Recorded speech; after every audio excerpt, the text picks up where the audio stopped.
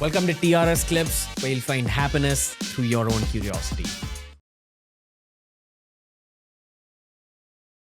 What I also wish to know about is the art of economics, which I know is a thing now because of the conversations I've had in the past. Yeah. So there are basics you learn. Yes. And then eventually, and I believe this is the case with any profession, if you do it long enough, it does become a bit of an art form. Right. And then your personality and your own, for lack of a better word, biases come into play. Human biases come into play. Your own thought processes make their way to your work. Right. Now, in your world as the RBI governor, Yeah.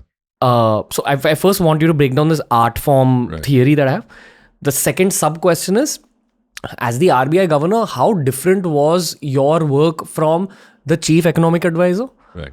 and or the finance ministry? Right. And how do now, like this is basically 3-4 different profiles. Yes. Everyone brings the art of economics into play and then you'll come up with economic policy. Right. So how does this whole thing work? Right. So, when you say art, implied in that is also there might be a science of economics. And there is a science which is the theory, the evidence that is built up. Sometimes administrators don't know that science. They haven't been studying economics, etc. They basically come with an administrative skill set. And then they learn on the job, what has to be done. Now, fortunately, I had a long sort of tenure in economics as a professor. I was Chief Economist of the International Monetary Fund. And then I eventually came to India, was Chief Economic Advisor in the Finance Ministry, and then RBI Governor.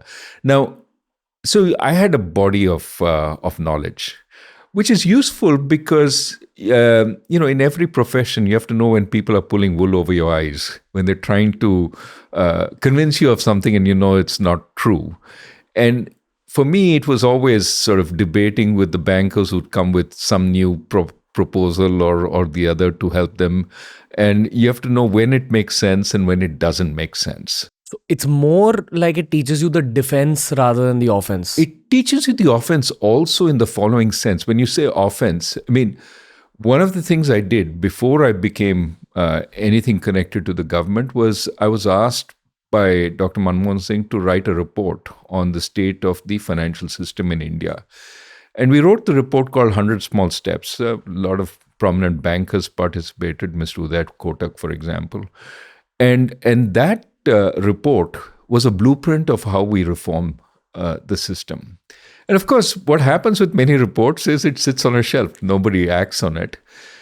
Fortunately, when I came in as governor, the report was ready for me to start acting. And so we pulled it out and said, ye karenge. We went through the whole list of what we could do. And we did a fair amount in that period. So that was the sort of undercore science playing offense.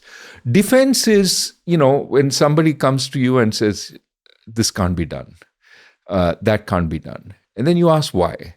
And then they explain. And now because you have a background, you start seeing what makes sense, what doesn't. There's a lot of practicality. That's the art that you're talking about.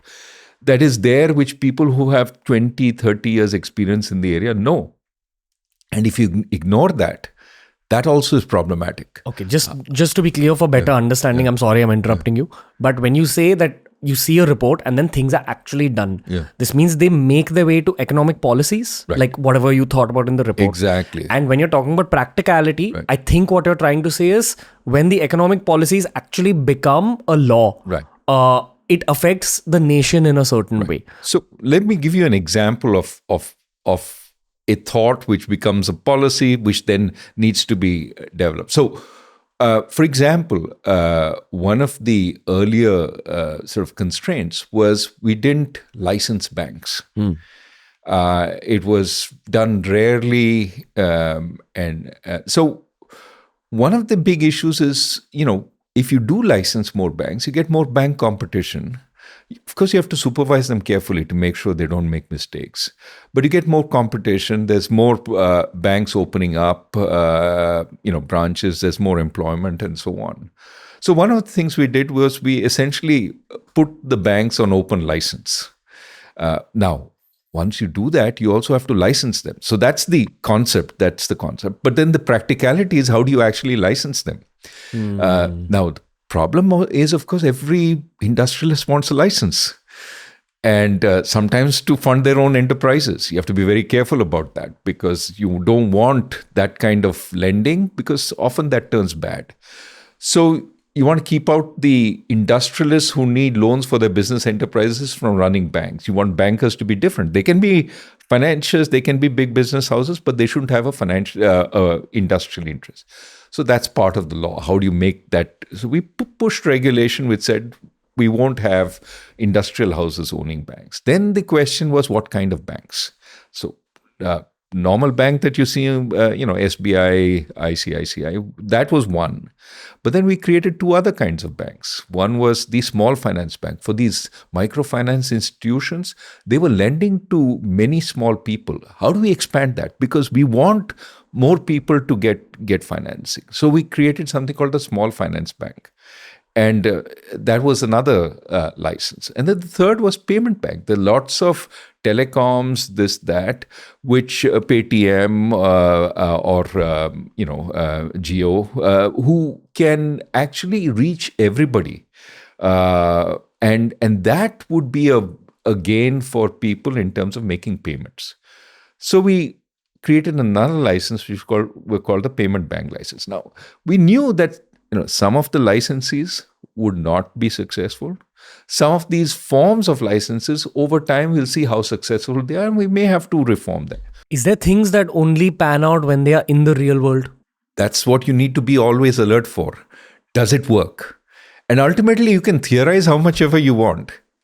The proof of the pudding is seeing it on the ground and seeing whether it works. Because you can never predict human behavior. Can never predict human behavior, and economics is all about human behavior, right? You propose, but the public disposes.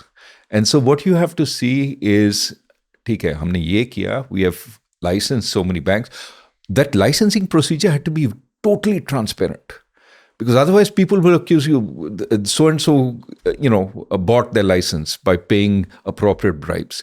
So we got the most respectable people on the licensing committee from outside. We had 3 stages, one internal, one, and finally up to the committee, and then finally up to the RBI board. So nobody has ever raised a question about that licensing process because it was totally clean. Now, in the middle of that, I read an article in The Economist saying, rumor has it that licenses are going for $75 million a piece. I said, wow, I wish I knew who was paying that and to whom, because I'm not seeing any of it. But we did that transparent process. It went through. And I think a whole bunch of those banks are now flourishing. When I see a bank on the main street and I say, Inka license humne diya. Wow. I feel good about it, that we are seeing some progress. I'm also sure there's countless more stories like this from your tenure. And you probably just use this one example to explain this economics 101 conversation that we're having.